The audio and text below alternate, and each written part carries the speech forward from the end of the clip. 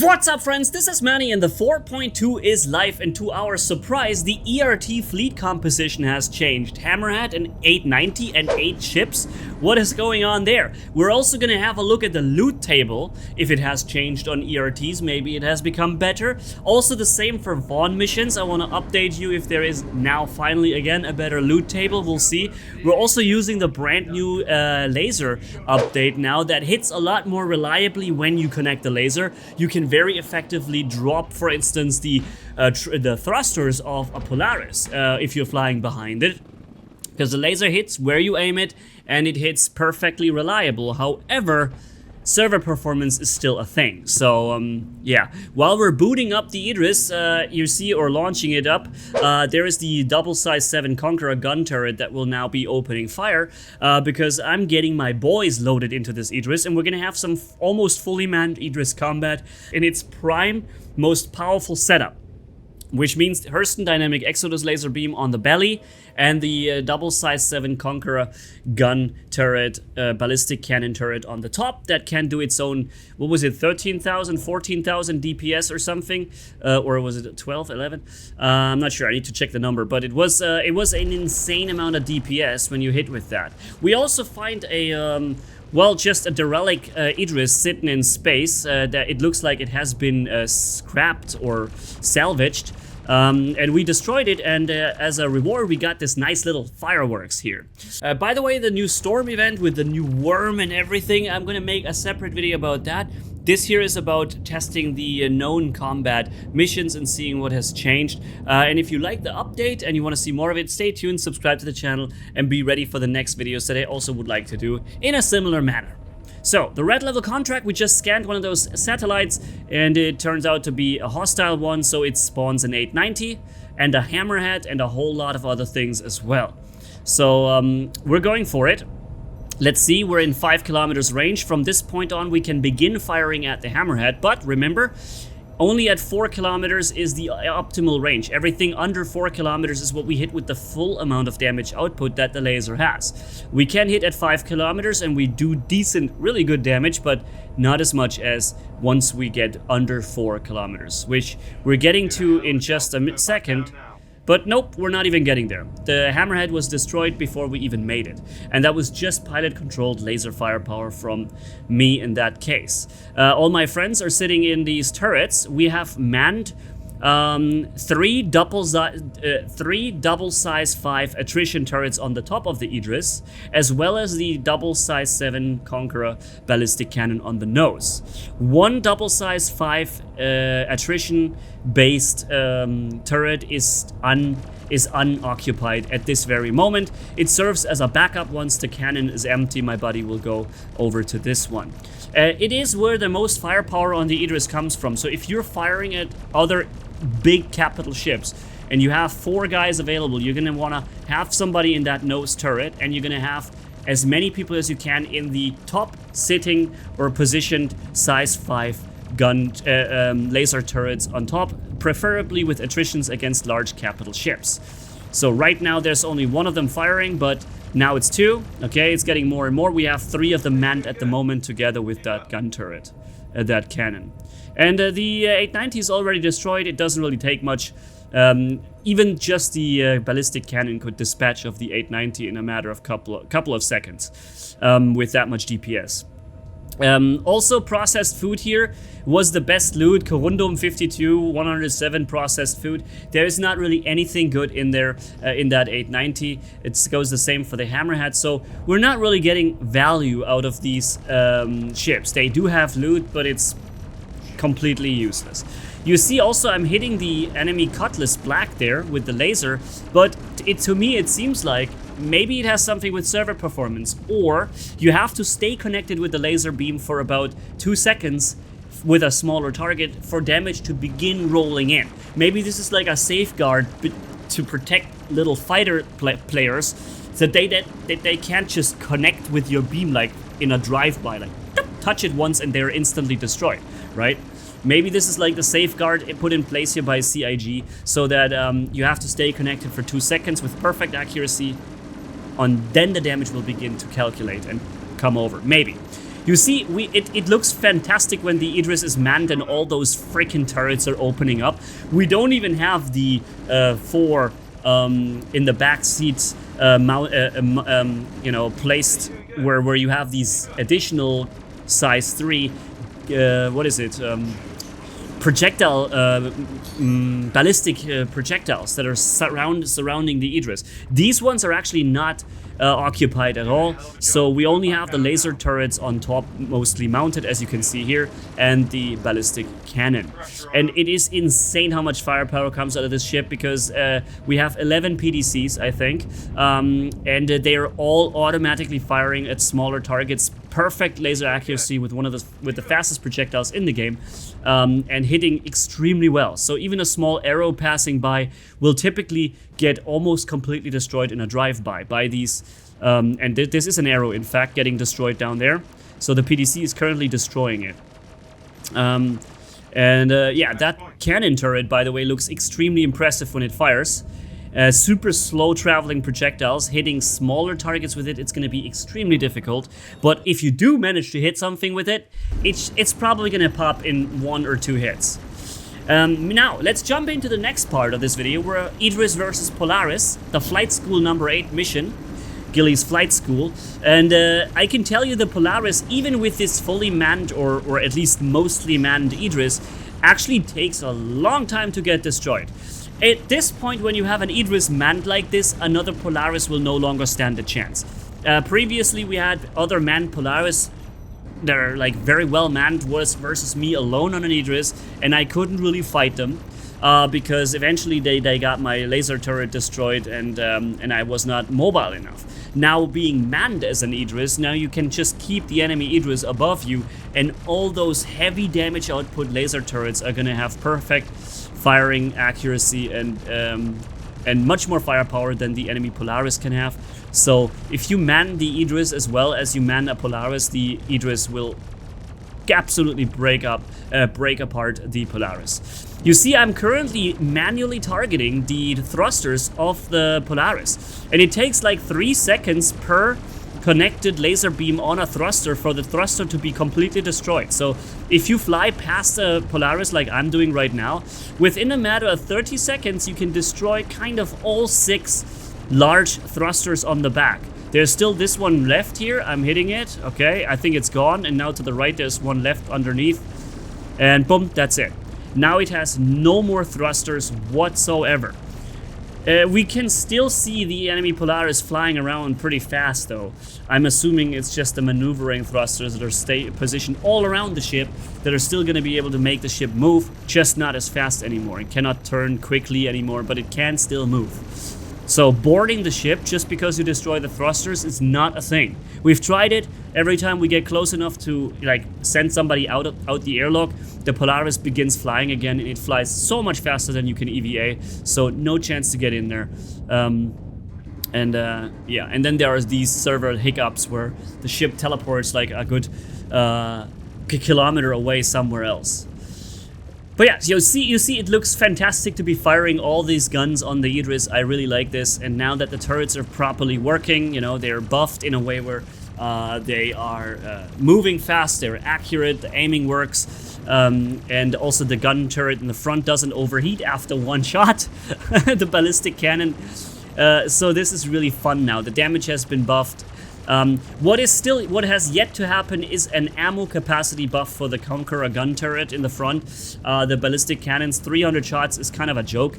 I'm assuming there's like an ammo increase plan similar to the Polaris.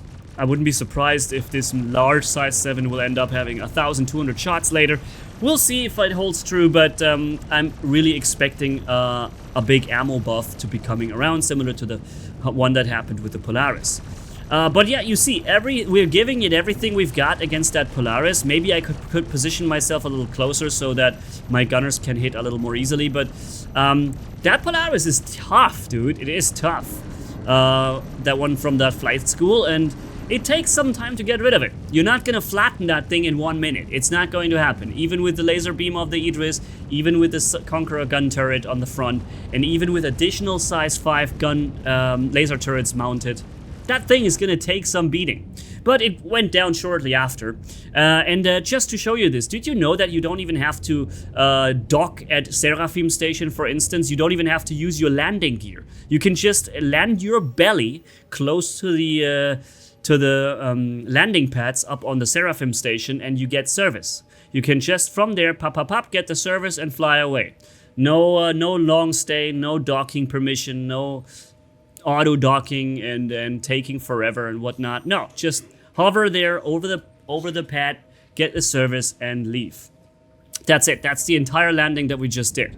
That was a stop of 25 seconds or whatever, and we're full, repaired, and everything. Okay? Just thought I'd show that to you because I'm assuming a lot of people don't know that, because even my friends are still surprised when I do this. All right. So next up is an ERT. Okay? So the newer ERTs that honestly we didn't even know were buffed or changed.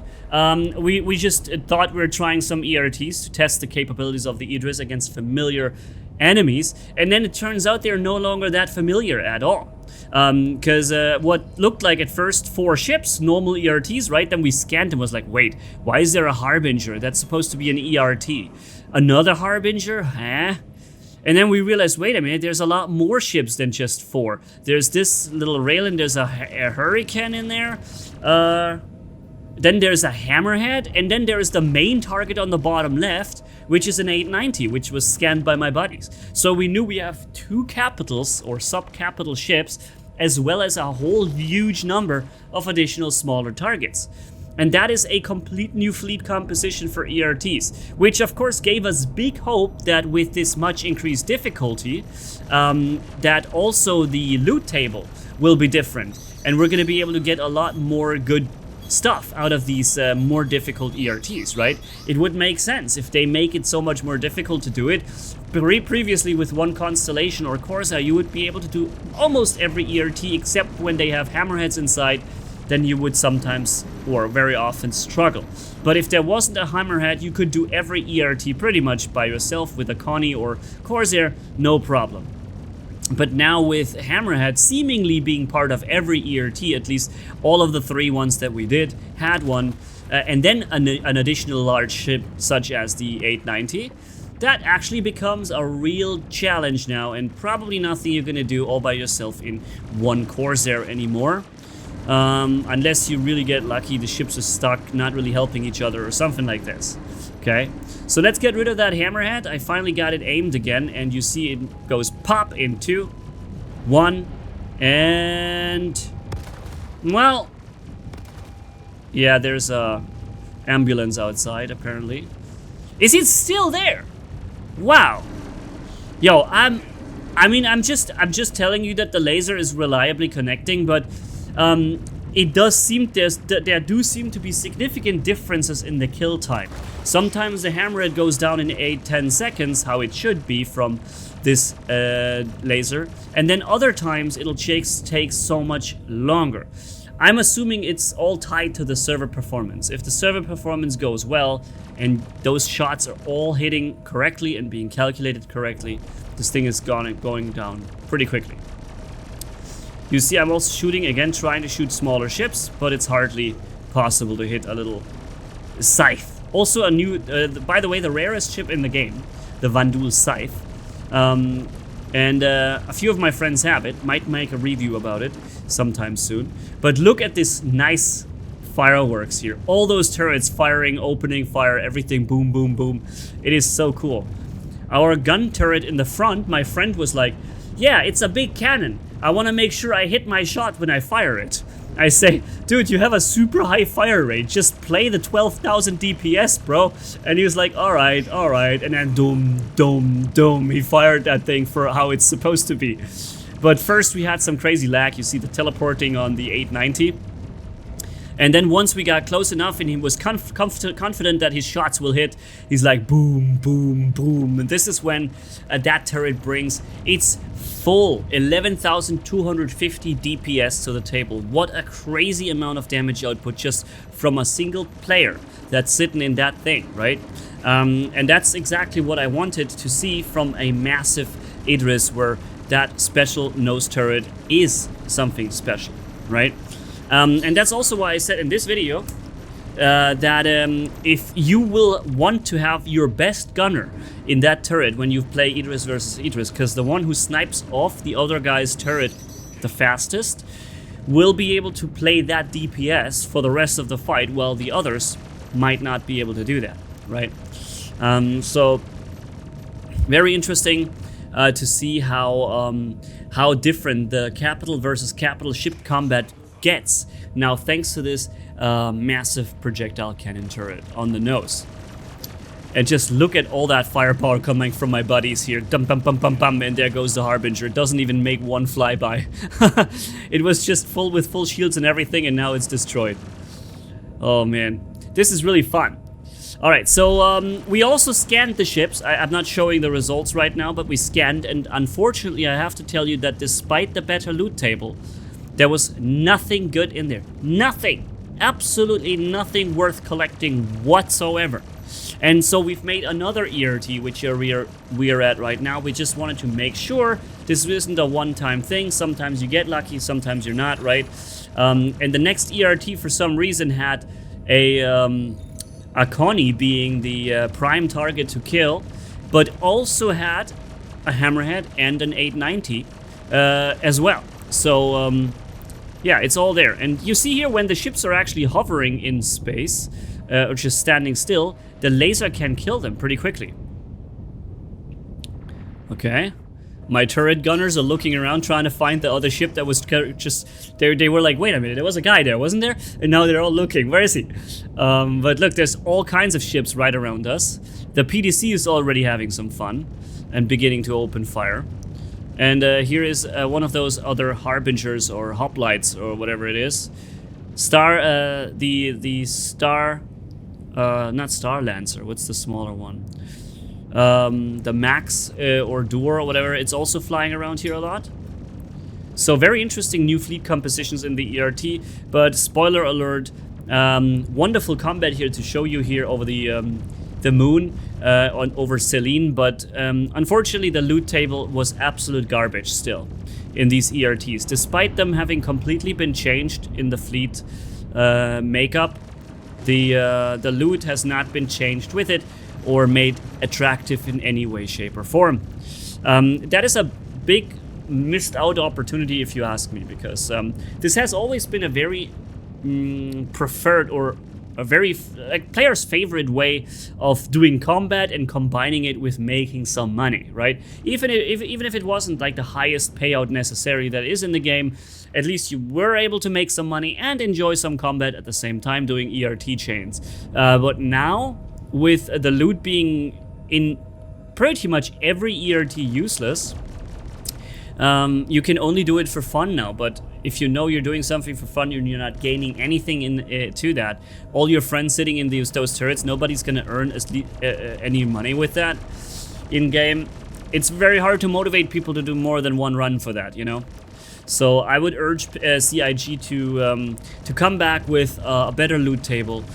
Make it rare also that there is like crazy good thing in there, but there should always be a little something for you to earn, and sometimes you're gonna be extremely lucky and you have those 10 maze boxes or whatever, you know? That would be just fantastic.